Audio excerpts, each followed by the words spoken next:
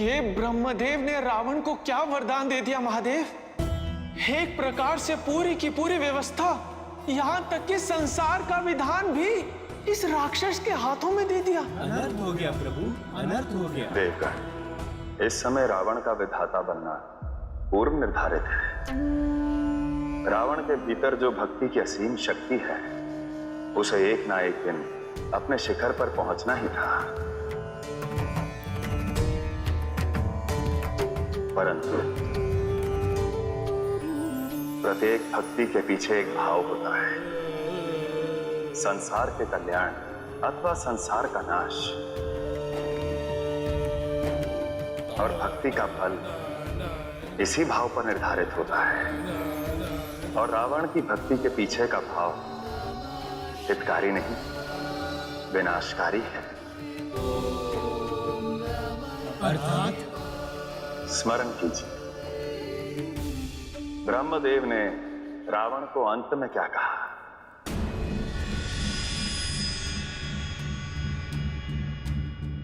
यदि एक भी भक्त उनकी उपासना से वंचित रहा तो रावण पूर्ण विधाता कभी भी नहीं बन पाएगा। अर्थात जब तक इस संसार में एक भी सच्चा और निष्काम भक्त रहेगा, जय श्री राम, रावण पूर्ण विधाता कभी नहीं बन पाएगा। देखिए, अयोध्या में भक्ति की ऐसी बाढ़ आई है जो किसी भी अशुभ शक्ति को बहाकर ले जा सकती है, फिर चाहे वो शक्ति रावण की ही क्यों ना हो। नारायण नारायण।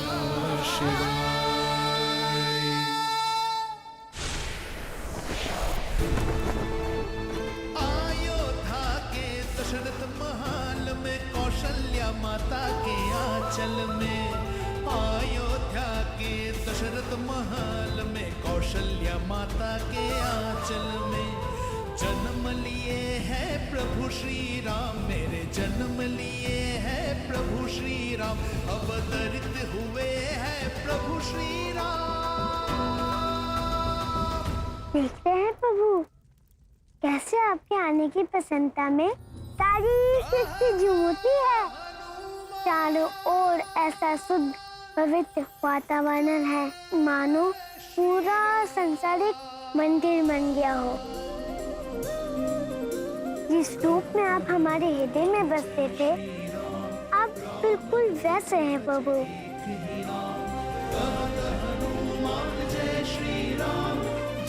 आपके दर्शन पाकर सारे प्रश्नों के उत्तर मिल गए। हमारा अयोध्या आना सफल हो गया और हमारे जीवन का उद्देश्य भी मिल गया।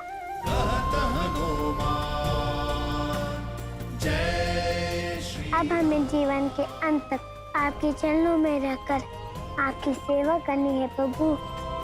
केवल एक विनती है आपसे, आप अपने इस भक्त को कभी स्वयं से दूर मत कीजिएगा। हम आपके बिना नहीं रह पाएंगे मेरे राम।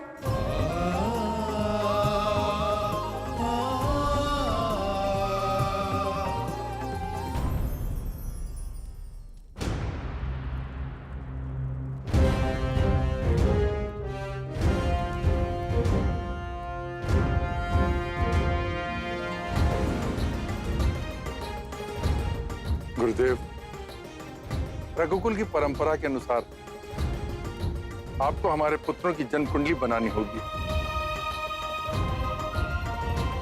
और साथ ही नामकरण संस्कार का आयोजन भी करना होगा। अवश्य महाराज, हम अविलंब इसका आयोजन करते हैं।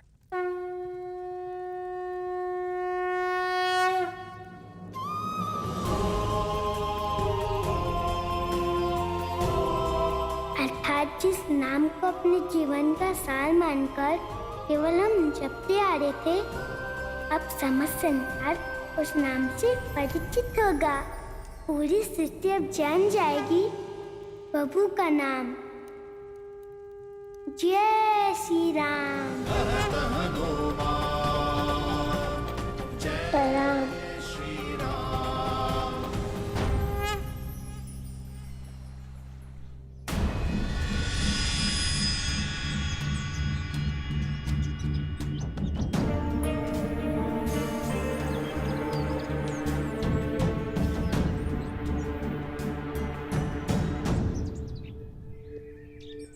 क्या हुआ पंडित जी? आप लोग इतने विचलित क्यों हैं? बात ही कुछ ऐसी है महाराज, अंदर आकर तो देखिए।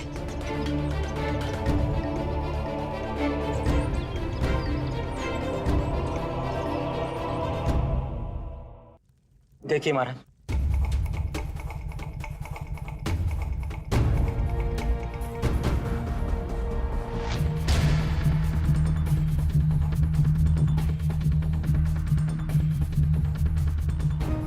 हमारे प्रभु का इतना मनमोहक रूप है कि आज एकादशी के दिन भगवान श्री हरि अपने दशमुख वाले रूप में दिखाई दे रहे हैं, परंतु उनका ये रूप स्पष्ट भी नहीं है। हमें लगता है ये भी कोई प्रभु की ही लीला है और हमें इसी रूप की पूजा करनी चाहिए। आइए देवी।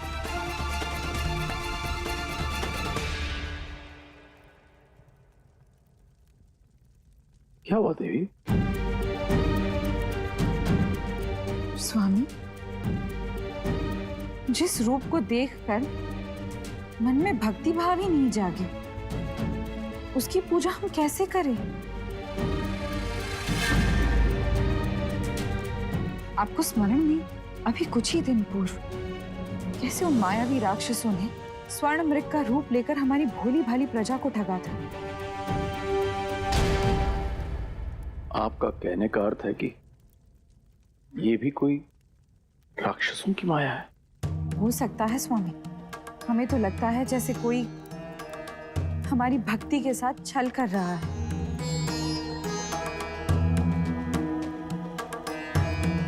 हमें भी लक्षण ठीक नहीं लग रहे महाराज। कहीं ऐसा ना हो कि इस रूप की पूजा करने से संपूर्ण सुमेरु पर कोई संकट आ जाए।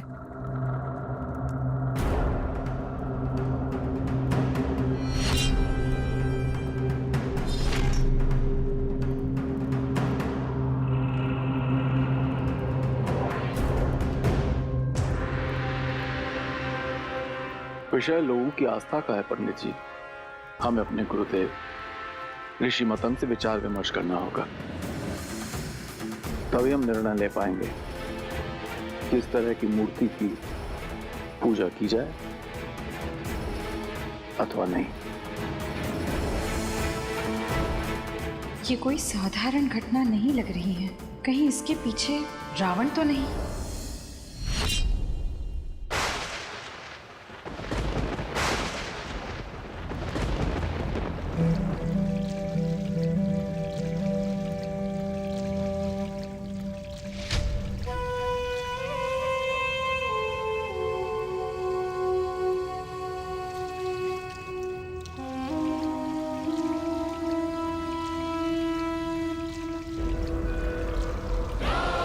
लंकेश, लंकेश, पुत्र लंकेश। प्रणाम माते। आपने रावण के दुग्धाभिषेक में विघ्न डाला है। अवश्य ही कोई महत्वपूर्ण बात होगी। कहिए माते, ऐसा कौन सा महासंकट आन पड़ा कि आपको हमारे श्रृंगार स्थान पर आने के लिए विवश होना पड़ा? नर और वानर का मिलन होने जा रहा है, और यदि ऐसा हो गया तो समस्त राक्षस कुल संकट में आ जाएगा।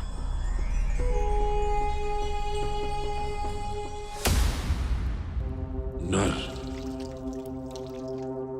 और वानर, अब नर और वानर बनेंगे विधाता रावण की चिंता का कारण।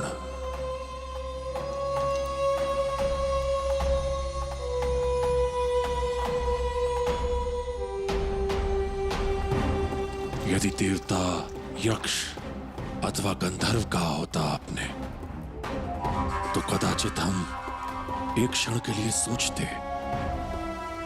परंतु वानर। ये एक ऐसा पूर्वाभास है जिसके संकेत हमें मिल चुके हैं पुत्र। हमने स्वयं अनुभव किया है कि कुछ अनर्थ होने वाला है। आपके पुत्र रावण का पद अब विष्णु से बड़ा हो चुका है। तीनों लोकों में इस समय ये कोई नहीं सोच रहा है कि रावण पर आक्रमण कैसे किया जाए। अभी तो सब ये सोच रहे होंगे कि यदि विधाता रावण की कोप दृष्टि पड़ गई तो हम बचेंगे कैसे। इसलिए आप चिंता मुक्त हो जाइए माते। आप इस विषय की गंभीरता को समझ नहीं रहे हैं लंकेश। अपने शत्रु को दुर्बल मान लेना कहीं हमें भारी न पड़ जाए। बाबू का पहला दिन है महल में। महल में क्या जल्दी में पहला दिन है। आधी रात हो गई है। पता नहीं वो सो पाए अथवा नहीं। हमें देखना चाहिए। कहीं ऐसा तो नहीं माता कौशल्या सो गई हो और वो जाग रही हो सकता है उन्हें हमारी आवश्यकता हो सकते वो हमें बुलाना चाह रहे हो। यदि उन्हें भूख लगी तो किससे कहेंगे। नहीं, हमें बेटा जाके ही देखना होगा।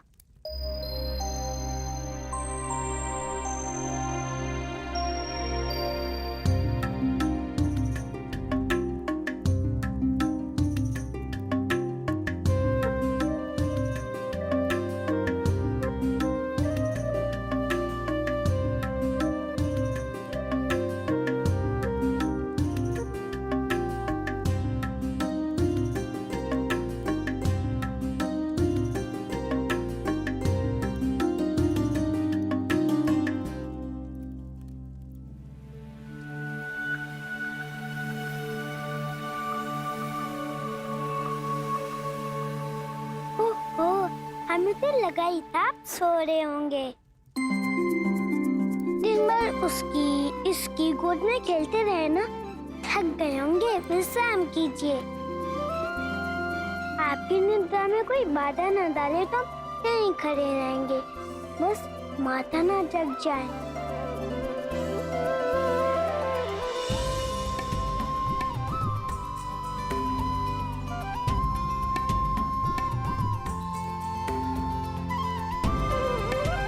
ये आपने अच्छा किया प्रभु कि माता को मुख उस ओर कर दिया। अब हम निश्चिंत होकर आपके दर्शन कर सकते हैं। प्रभु आप सोते हुए कितने सुंदर लगते हैं। हम इसी प्रकार खड़े होकर युगों युगों तक आपको देखा करेंगे। रामचंद्र की छवि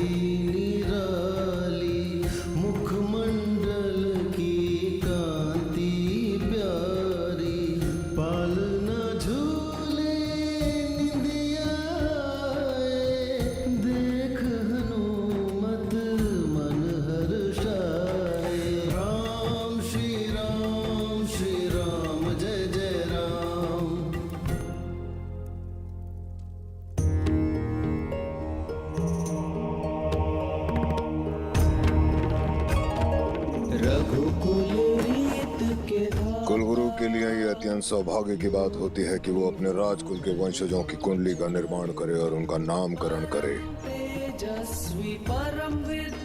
हे मारुति, हम रघुवंश के कुलगुरु ऋषि वशिष्ठ आपकी इस कृपा के लिए सदैव आपके आभारी रहेंगे। हे रघुकुल, आपके स्वर्णिम इतिहास और महान राजाओं को स्मरण करके हम इस शुभ कार्य को आरंभ करते हैं। आहा, कैसा दिव्य संयोग है। श्री हरि विष्णु जो कि स्वयं ही सृष्टि के पालन करता है, उनकी कुंडली का निर्धारण एक मनुष्य गुरु वशिष्ठ के द्वारा। सत्य कहा देव ऋषि।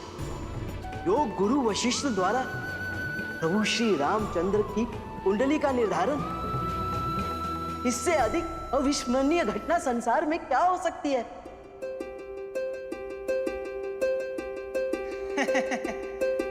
किंतु प्रभु, आपके मुख पर जो ये मंद मंद हंसी है, ये कुछ और ही वर्णन कर रही है। नारायण नारायण। देव ऋषि, प्रभु के मन में जो होता है यही उनके मुखमंडल पे भी होता है। अब तो प्रभु ने मौन धारण कर लिया है। अब तो ये भेद समय से ही खुलेगा। नारायण नारायण। चारों राजकुमारों का जन्म एक क्षणिक अंतराल के पश्चात हुआ है, अतः सर्वप्रथम हमें उनकी कुंडली बनानी होगी जिनका जन्म सबसे अंत में हुआ है, अर्थात सुमित्रा नंदन।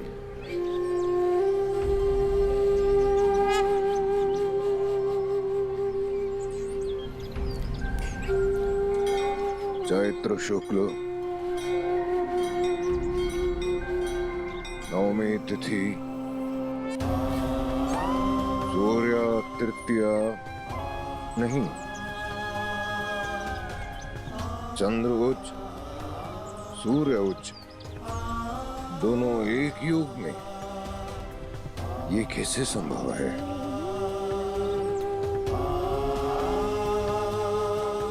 एक कार्य करते हैं, सर्वप्रथम ज्येष्ठ कुमार की कुंडली का निर्माण करते हैं, अर्थात कौशल्य पुत्र।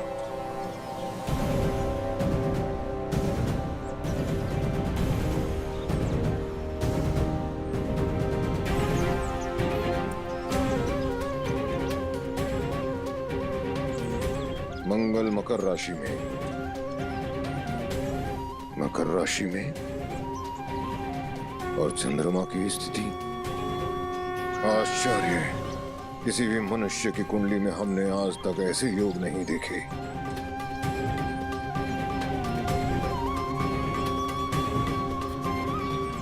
कहीं कोई भूल तो नहीं हो रही हमसे?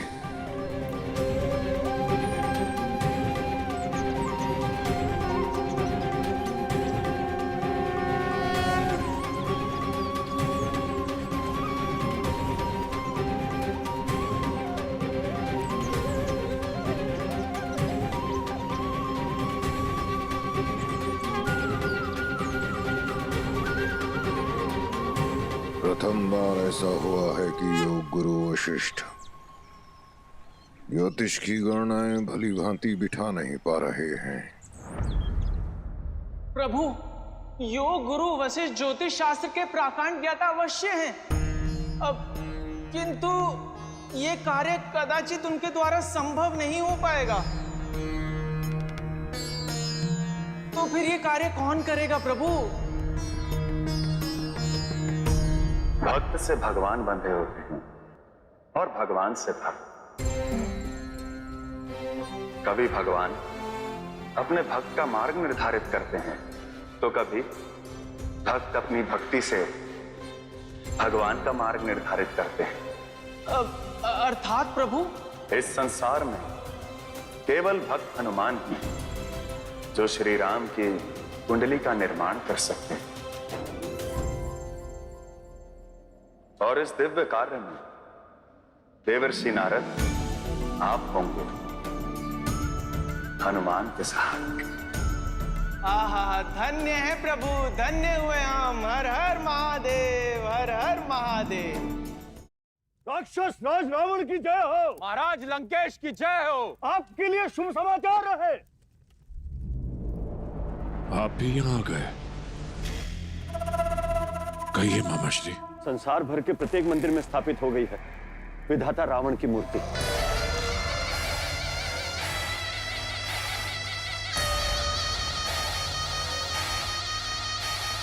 परंतु किसी ने विधाता रावण की पूजा अर्चना आरंभ नहीं की है।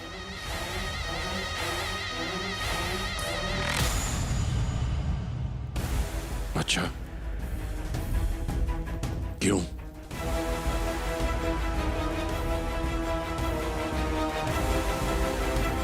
क्योंकि लोगों में अभी विधाता रावण के प्रति भक्ति नहीं है, भय है।